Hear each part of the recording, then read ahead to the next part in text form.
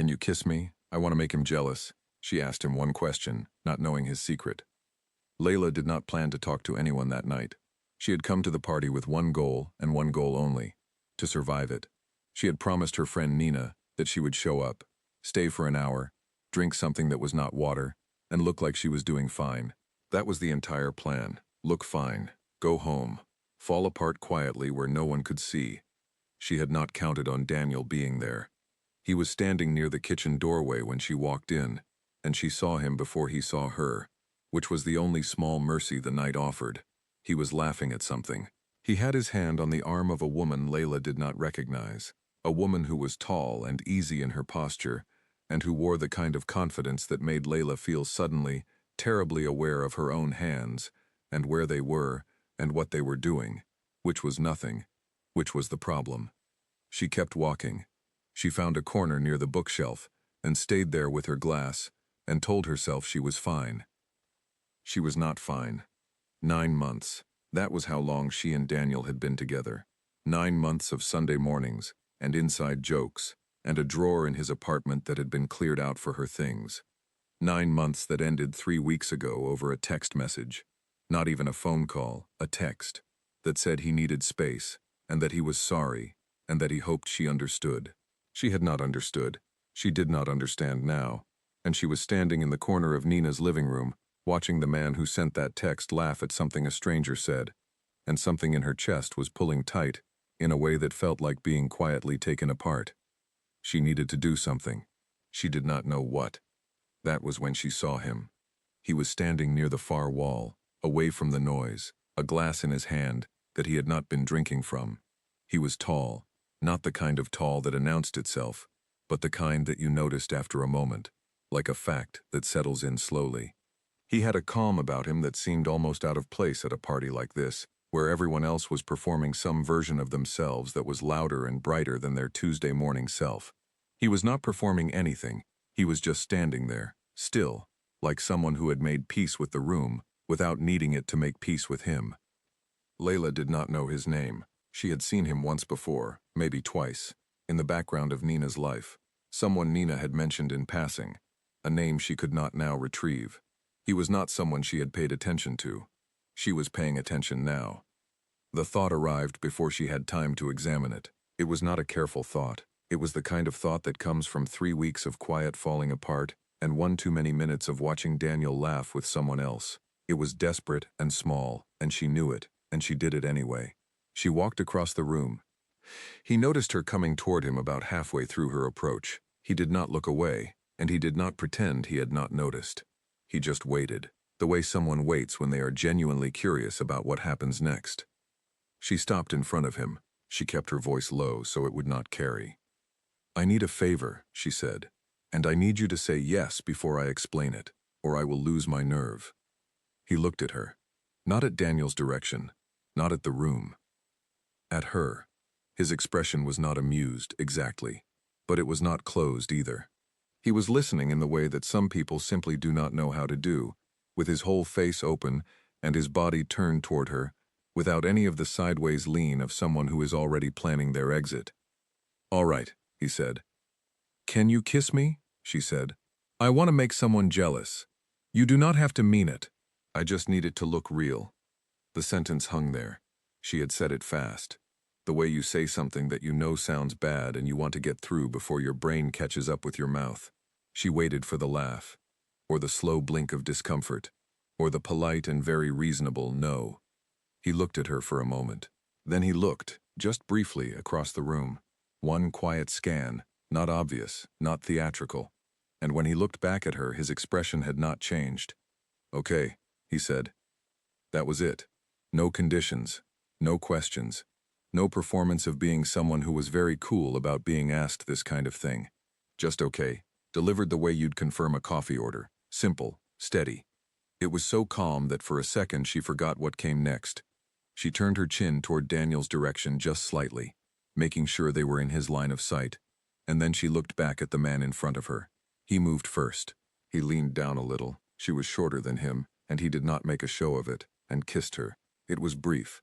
It was not the kind of kiss someone gives you when they are doing you a favor. It was careful and real, in a way she had not prepared for, and when it was over, she stood there for half a second with her thoughts not quite in the right order. She glanced at Daniel. He was looking. His jaw was doing that thing it did when he was trying to appear unbothered and was not succeeding. The woman beside him was talking and he was not listening to her. The plan had worked. That was the thought she reached for. The plan worked. Good. Done. She would thank this person politely and find Nina and maybe go home in 20 minutes. "Did that help?" the man said. She looked back at him. He was still watching her, and there was something in his face that was steady, in a way she could not quite categorize. Not smug, not expectant. Just there, present, as if the next several minutes were of genuine interest to him. "Yes," she said. "Thank you. I'm sorry for just, I don't even know your name." "Marcus," he said. "Layla." "I know," he said. She waited for the rest of the sentence. The rest of the sentence did not come. He just looked at her, easy and calm, and she thought for a moment that she had misheard him. And then she thought maybe Nina had mentioned her to him at some point and she was making too much of 2 words. "How do you know Nina?" she asked. "We grew up on the same street," he said. "She's been trying to get me to come to one of these things for about a year. What changed tonight?" He looked at her for a beat before he answered, and something in that small pause, something she almost missed, sat in the back of her mind like a word she could not yet read. "I had a reason," he said. She almost asked what the reason was. She did not, because Daniel was moving across the room and she needed to look like she was having the best conversation of her life, and also because something about Marcus's voice when he said it made the question feel too large for a party. They talked instead. About small things first. The music, the host's habit of over-icing every drink, the questionable art print above the bookshelf. And then, without either of them deciding to go deeper, they talked about other things. About what it felt like to move back to a city after years away. About what happens to a person when they spend too long being quiet. About whether it was possible to be genuinely comfortable with silence around other people, or whether that was something people only claimed to be. Marcus was easy to talk to in the way that very few people were. Not because he said the right things, but because he did not try to. He did not fill space for the sake of filling it. He listened more than he spoke, and when he spoke it landed. 40 minutes passed. She did not notice until she checked her phone for the time and found a message from Nina saying, "Are you okay? You've been in the corner for a while," and she looked up and realized she had not been in the corner for a very long time. She looked over at where Daniel had been standing. He was gone. She did not know when he left. She had not been watching. "I should find my friend," she said. "Okay," Marcus said. She pulled out her phone. She hesitated for just a second and then, "I don't usually do this, but," she held it out, "in case our paths cross." He took it, typed his number, handed it back. His hands were steady, and they did not linger, and there was nothing showy about it. "In case," he said. She found Nina by the kitchen. Nina raised both eyebrows to an almost architectural height. "Who is that?" she said. "Marcus," Layla said. "You grew up on the same street, apparently." Nina's expression moved through several things very quickly. She settled on a smile that was warm and a little careful. "Right," she said. "Yes." Layla looked at her. "You're being weird." "I'm not being weird." "You are slightly being weird." Nina handed her a drink and changed the subject. Layla let her, because she was too tired to push, and also because she felt, for the first time since she had walked through that door, something that was not quite fine, but was at least a little closer to it. Something that had quietly replaced the knot in her chest with something she could not name yet. Lighter, warmer, sitting right behind the sternum. She thought it was relief. She thought it was the plan having worked, Daniel having seen, her pride having been spared the indignity of a whole night spent visibly hurting. She did not consider, walking to her car in the cold night air, that she had not thought about Daniel once in the last 40 minutes. She did not consider that at all. The text came on a Tuesday, 3 days after the party. Layla was at her desk with a half-cold cup of tea and a spreadsheet she had been staring at for 20 minutes without actually seeing, when her phone lit up. It was from a number she had saved simply as Marcus, party, and it said, "That coffee place on Birch Street opens at 7. I'm there most Tuesdays. No pressure. She read it twice. Then she set her phone face down and went back to her spreadsheet, and lasted approximately 4 minutes before she picked it up again. She typed, "I've been going to Birch Street since it opened. How have I never seen you there?" He replied after a minute, "You probably have." She frowned at that. It was a strange answer. She typed back, "That's a strange answer," and he replied, "It's a true one." She did not know what to do with that, so she put her phone away and went back to work, and spent the next hour and a half thinking about it more than she should have. She went on Thursday, not Tuesday. That would have felt like she was following a schedule he had set, and she had enough sense of herself to not do that. Thursday was her own choice. She walked into Birch Street Coffee at 8:15 in the morning and ordered her usual, and sat at the table by the window where she always sat, and had been there for about 10 minutes when the door opened and Marcus came in. He saw her immediately. He did not look surprised. He gave her a small nod, the kind that said, "I see you," ordered his coffee, and came to sit across from her without asking if she minded. "Thursday," he said. "I do what I want," she said. The corner of his mouth moved. Clearly. It was easy in a way she had not expected a second conversation to be. The first conversation at the party had the particular looseness of party talk, where the low lighting and the noise and the fact that nobody would remember it clearly in the morning gave everyone a little extra freedom. This was different. This was morning light and regular chairs and two people who had made a specific choice to be in the same room. It should have been awkward. It was not awkward. She learned things. He had moved back to the city 14 months ago after 6 years working on infrastructure projects in the north, places where the winters lasted too long and the summers were so short they felt like rumors. He had a younger brother named Owen who was funnier than him. He said it plainly and without any trace of bitterness, just as a fact. He had been the kind of kid who read everything he could get his hands on and had grown into the kind of adult who still did. He liked silence in the mornings. He did not like clutter. He made his own coffee at home most days, but came to Birch Street on Tuesdays because the walk helped him think. She told him things too, about her job in project coordination that she was good at and mostly liked and some days found quietly suffocating, about her sister Diane, who was the brave one in the family and who lived across the country doing things Layla had always meant to do and hadn't, about how she had moved to this side of the city 4 years ago and had meant for it to be temporary and had somehow stayed. She did not tell him about Daniel. She was aware of not telling him about Daniel, the way you are aware of a word you are carefully stepping around. They were there for an hour and 20 minutes. She knew because she looked at her watch when she stood up and felt a small shock at where the time had gone. "Same time Thursday?" he said. She looked at him. He was not smiling, exactly. He rarely seemed to smile in the full, open way other people did.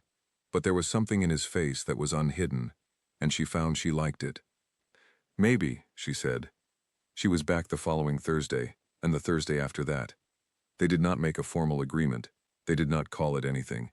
She simply began to know that on Thursday mornings at 8:15, Marcus would walk into Birch Street Coffee and come sit across from her, and that felt like enough for now. She began to notice things about him in the way that you only notice things about someone once you have decided, somewhere below the level of conscious thought, to pay attention.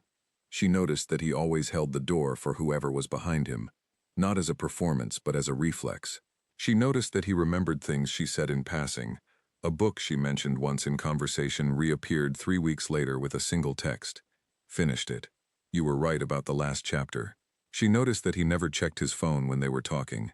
Not once, not even to glance. She was not used to that. She had thought it was a thing people said they did, not a thing they actually did. She mentioned this to Nina one evening on the phone, keeping her voice careful and even, presenting it as an observation, rather than what it actually was, which was a confession. Nina went quiet in a way that Layla noticed. "What?" Layla said. "Nothing," Nina said. "You went quiet. I'm always quiet. Nina, you are the loudest person I know." Nina made a sound that was not quite a laugh. "Marcus is a good person," she said. "He's always been a good person." And then she moved the conversation to something else, and Layla, tired and a little warm from the wine she'd been drinking, let her. She filed the quiet away. Not forgotten. Filed. By the 5th week, she had stopped thinking of him as the man from the party. He had become simply Marcus, which sounds like a small thing, and was not. He had become a part of her week the way that certain things become parts of your week before you ever made a decision about them. The particular route you take home, the song you always skip to, the table by the window. She did not think too hard about this. She had learned by now that when she thought too hard about things she liked, she found reasons to be afraid of them. One Thursday morning he was already there when she arrived. This had not happened before. She was always first. It had become one of their unspoken things. He had 2 coffees on the table. Her order. He had ordered her coffee. She sat down. She looked at the cup. "How did you know what I get?" she said. "I've seen you order it 6 times, he said. That was reasonable. That made sense. She picked up the cup and drank, and did not think about the way her heart had done a strange, quiet thing when she walked in and saw him already there with 2 cups on the table. She did not think about that at all. But later, on the walk home, she did think about it. She thought about the way he had ordered for her without being asked, without making it a gesture, without turning it into anything other than the simple, practical act of noticing what she liked. She thought about the way he listened. She thought about the Tuesdays she knew he came here when she was not here, and whether he sat at this table by the window, and whether he looked at the chair across from him. She thought about the party. She thought about the 1 second before he kissed her where he had looked at her, not at Daniel, not at the room, at her. And she thought about how she had been so busy constructing the architecture of her small plan that she had not considered, not for a single moment, what was going on behind his eyes.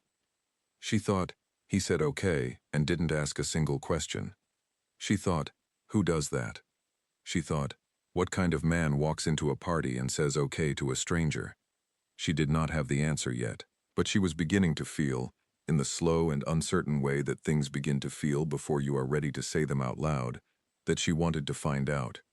The thing about falling for someone when you are still climbing out of something else is that you do not always recognize it as falling. It feels like steadiness. It feels like finally, after weeks of being off balance, finding a surface that holds your weight. Layla had been so busy noticing that she felt better near Marcus that she had not yet stopped to ask why. And that question, when it finally arrived in the least dramatic way possible. She was doing laundry. Sunday afternoon, the kind of pale winter light coming through the window that makes everything look like it has been gently used. She was folding a shirt and thinking about nothing in particular, and a memory came to her. Marcus at the coffee shop the Thursday before, turning his cup in both hands while he talked, not looking at her, the way he sometimes did when he was saying something he had thought about for a long time. He had been talking about what it meant to live deliberately, his word, deliberate, and he had said something that had stayed with her without her realizing it had stayed. Most people live in reaction. They spend their whole lives responding to whatever just happened. I've been trying to learn to choose instead. She set the shirt down. She stood in her kitchen in the pale Sunday light and thought about a man who said things like that in a quiet voice over coffee and meant them. And she realized, cleanly and with no warning, that she had been choosing to be wherever he was for the past 7 weeks. She also realized that she had not thought about Daniel once since approximately week 3. This was important. She stayed with it for a moment, testing it the way you test a floorboard you're not sure will hold, pressing on it slowly, waiting for the creak. There was no creak. Daniel was simply no longer the thing she reached for when she thought about what her life felt like. Something else was. She called Nina that evening. She had been meaning to say something about Marcus for weeks, had been building up to it in the indirect way she built up to most things she was not ready to say plainly. She said it plainly. I think I like him, she said. Not as, I like being around him, more than I expected, more than I intended. There was a pause on Nina's end. That's good, Nina said. Her voice was warm and careful in equal measure, and Layla, who had known Nina for 11 years, heard both things. You do that thing again, Layla said. What thing? Where you say the right words but your voice is doing something else. Another pause, longer this time. Marcus is a good person, Nina said, which was the same thing she had said the last time. He's genuinely one of the best people I know. I know that, Layla said. I'm not asking for a character reference. I'm telling you something. I know you are, Nina said, and I'm glad. I really am. There was something she wasn't saying. Layla could feel the shape of it. the gap where something should have been. But Nina's voice was so warm that she let herself believe she was reading too much into it. She had a habit of that, looking for problems in rooms that did not have any. "Has he said anything?" Layla asked. "About me? Has he?" "Ask him yourself," Nina said. And she said it so gently that Layla laughed, and the heaviness lifted, and they talked about other things for the rest of the hour. She did not ask Marcus. Not yet. Instead, she paid attention in the way she had learned to pay attention around him. Quietly, without announcing it. She watched how he was with her in the small moments that people do not think to perform. The way he slowed his pace automatically when she was walking beside him, and hadn't noticed she was walking faster than her legs wanted to go. The way he always texted when he said he would. Not 5 minutes before, not an hour after. Exactly when he said he would. As if keeping the small promises was something he had decided to be serious about. The way, when she said something she was uncertain about, he would think before he answered. Actually think, not just pause to seem thoughtful, but genuinely consider it, and then say something that showed he had heard the thing behind the thing she said. She began to understand that this was not a style he adopted around her. This was simply how he was. It was both the easiest and the most alarming thing she had discovered about him. On a Tuesday evening, not Birch Street, but a walk along the river path they had stumbled into the habit of taking on evenings when neither of them had reason to be home, she said, not looking at him. "Can I ask you something?" "Yes," he said. She had been trying to decide how to frame it. She chose the plainest way. "The night at Nina's party, when I walked up to you and asked you to, you know what I asked." She stopped. He waited. "You didn't hesitate. You just said okay. I've been thinking about that." He was quiet for a moment. The river was doing its low, running sound beside them. "What have you been thinking?" he said. "That it was a strange thing to agree to," she said. "Someone you don't know.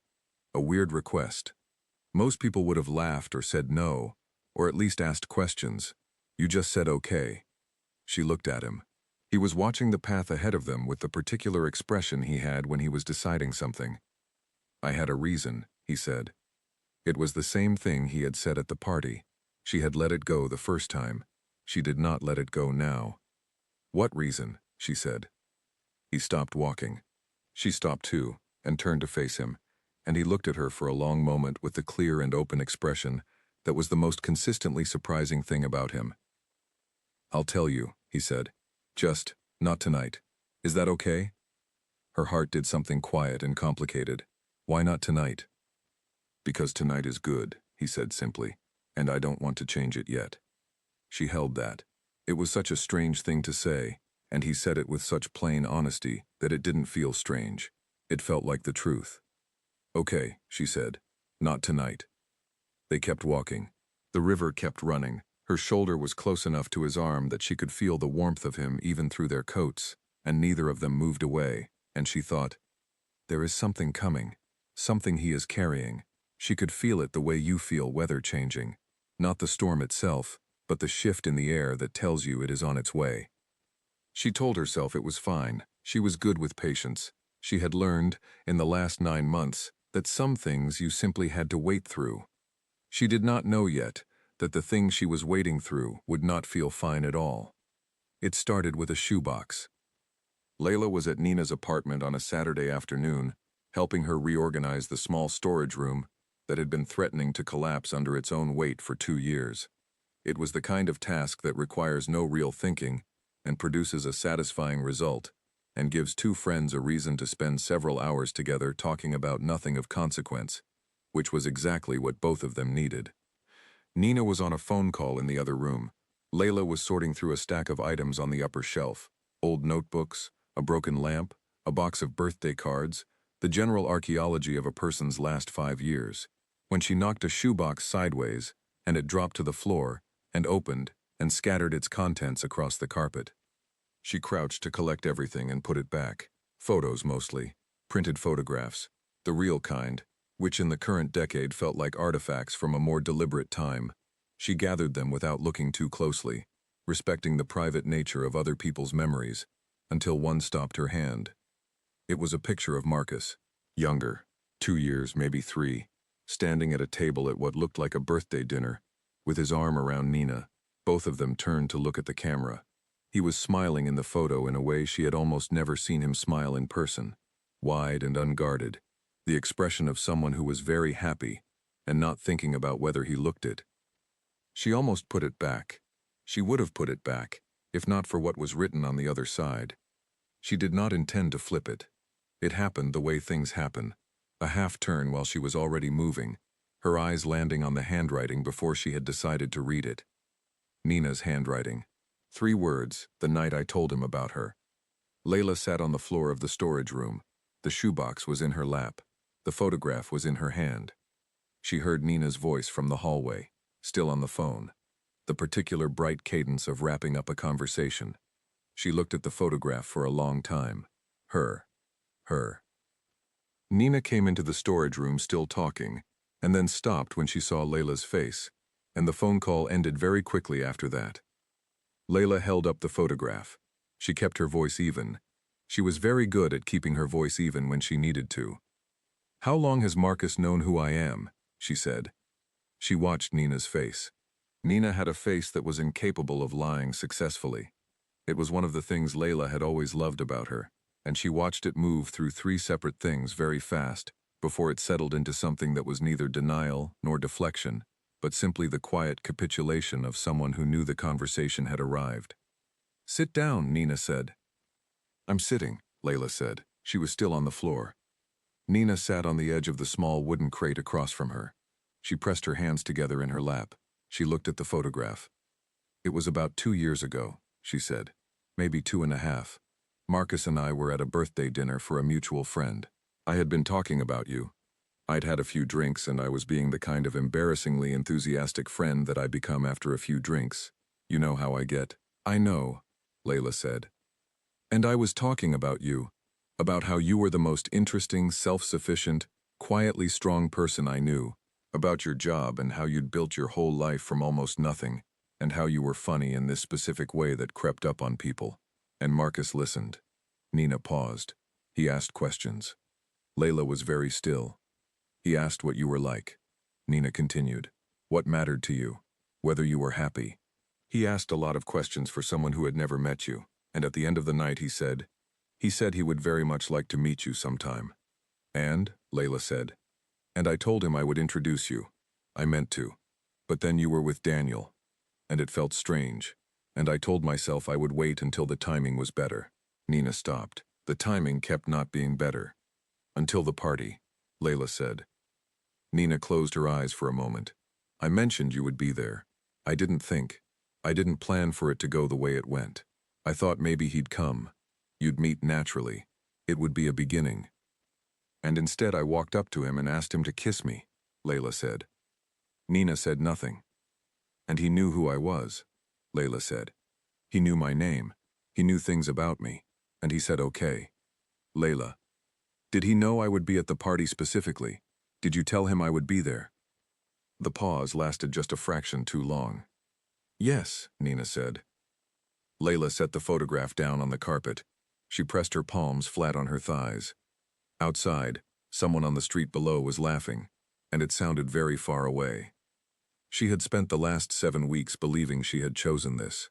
The whole strange and unexpected and quietly wonderful thing she had been building with Marcus, she had believed it was hers, her choice, her walk across the room, her words, her strange, bold ask that she had been secretly proud of for the bravery of it. She had thought, "I did that. I chose someone. I moved towards something instead of away from it." And the whole time he had already known her name.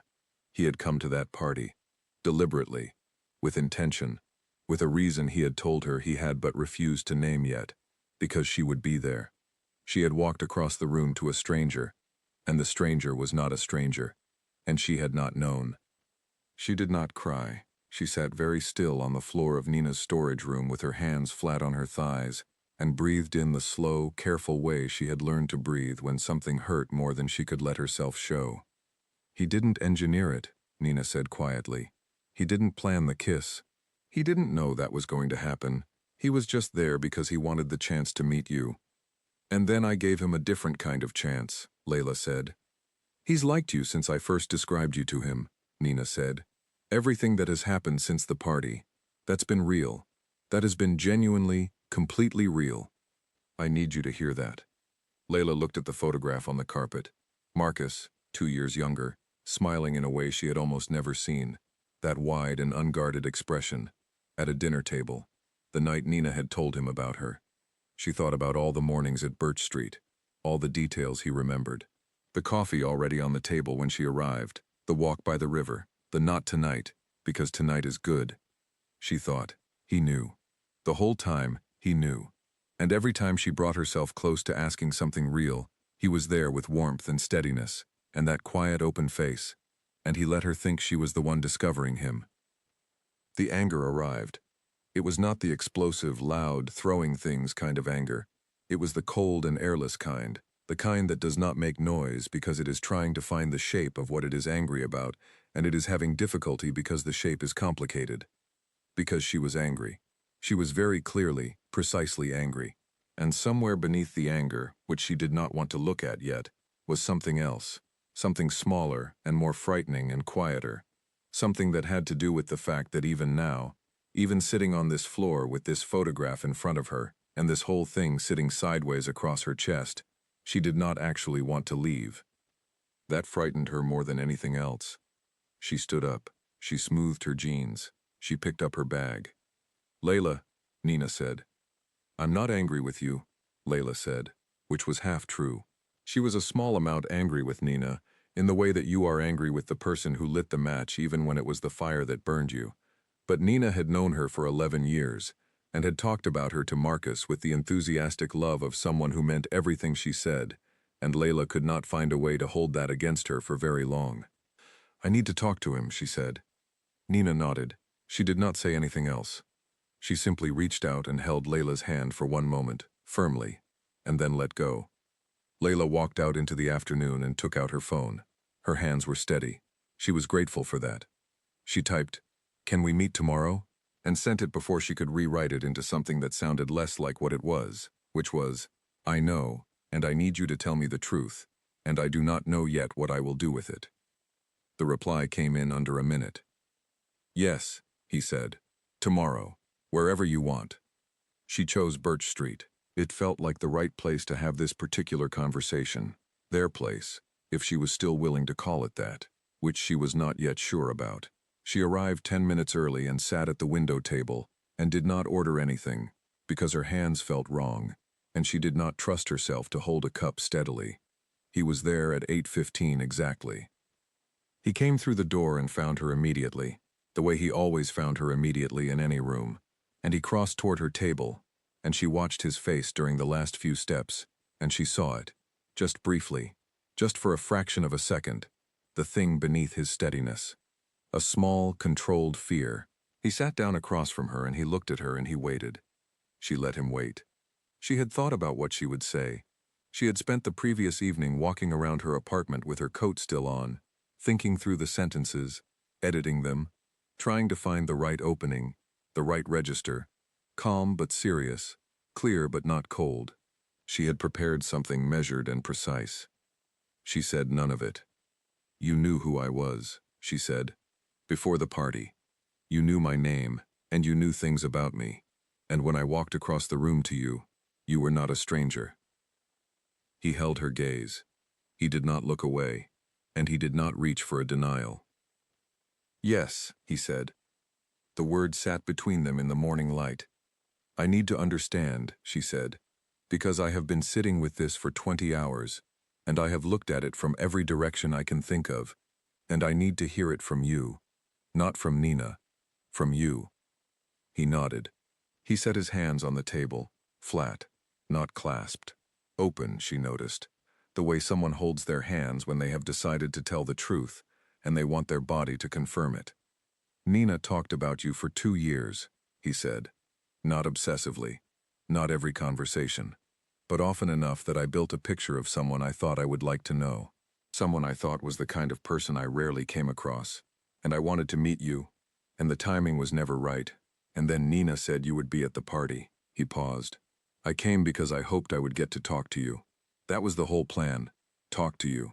See if the person I'd imagined matched the actual person. That was it.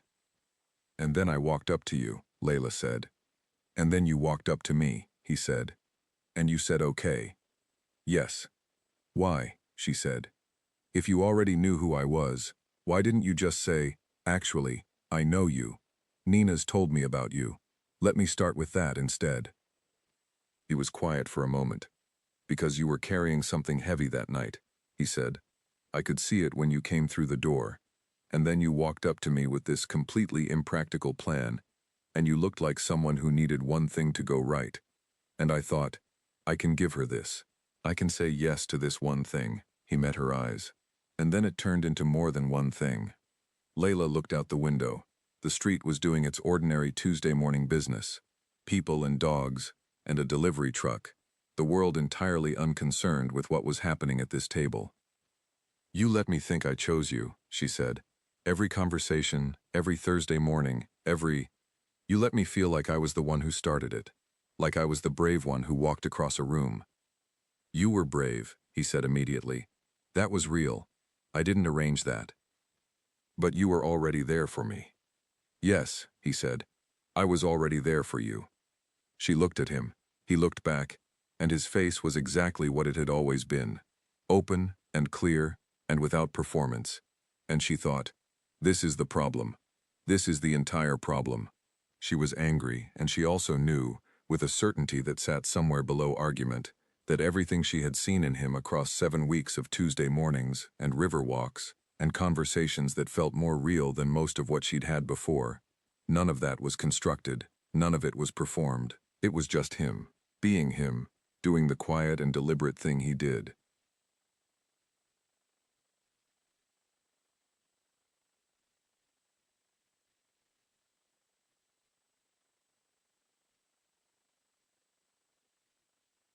You should have told me, she said. Yes, he said. I should have. I know that. He stopped. I kept waiting for the right moment, and then the right moment kept being a good one, and I didn't want to change it. Which I told you actually by the river. I just didn't have the courage to say more than that. She remembered. Tonight is good and I don't want to change it. She had heard it, and she had let it stand, and she thought she had understood it, but she had not understood it fully. I need you to tell me, she said. Was any part of it calculated? Did you ever say or do something because you knew something about me that I didn't know you knew, and you used it? He thought about this carefully, and she watched him think, and she trusted. She was frustrated to find she still trusted, that he was not performing the thinking. I remembered things you told me, he said. At Birch Street, on the walks. Things from our conversations. I used those, yes. I paid attention, and I remembered. But the only thing I came in with was your name and a picture Nina painted that turned out to be right. He paused. I didn't come in with tactics. I came in wanting to know if what Nina described was real. And it was. It's more than what she described. Layla sat with that. She thought about the question she had asked him at Nina's party on the night this whole thing began. Can you kiss me? She had asked a stranger for something practical. She had not asked his name first. She had not asked whether he was kind or honest, or the kind of person who would spend 2 years wondering about someone they had never met. She had used him for a plan, and the plan had worked, and the stranger turned out to be someone she had chosen, week after week, without knowing she was choosing him. The anger had not disappeared, but it had changed shape. It was no longer cold and airless. It was something she could breathe around. I don't know what to do with this, she said plainly. You don't have to do anything with it right now, he said. I'm serious, Marcus. I am genuinely sitting here not knowing. I know, he said. I'm not asking you to know. The waitress came and put 2 coffees on the table, her order and his. He had not ordered for her this time. He had not come in early enough for that. And she looked at her cup, and then at him, and something in her chest did the complicated thing it always did when she was near him, the thing she had not found a name for yet. She picked up the cup. She drank. He watched her and did not speak.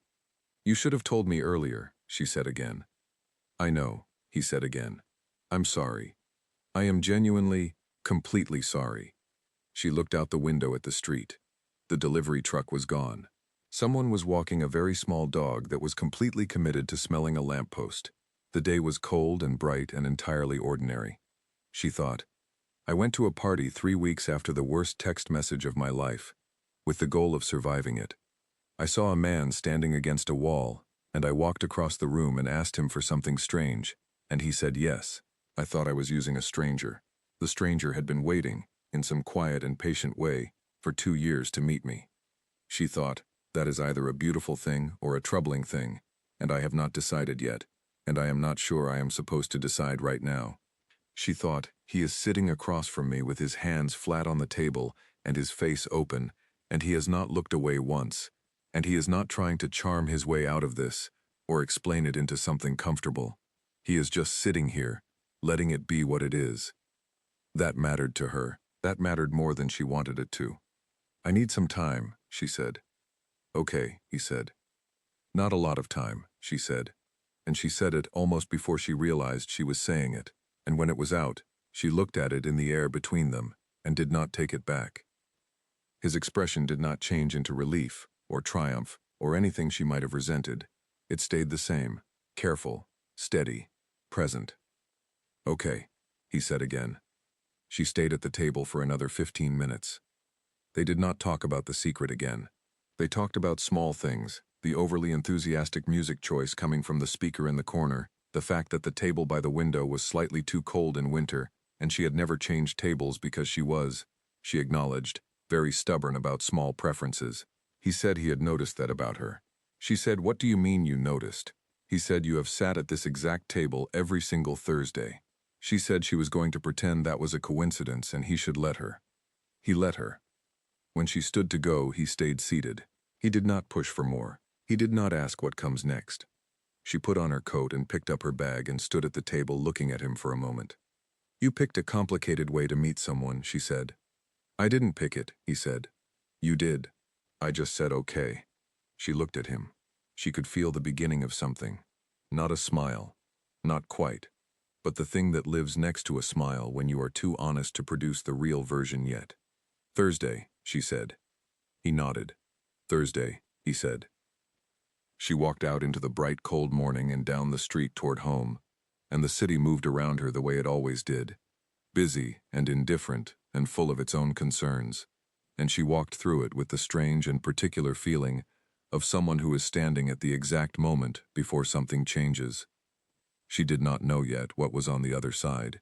She knew she would be back at the window table on Thursday at 8:15.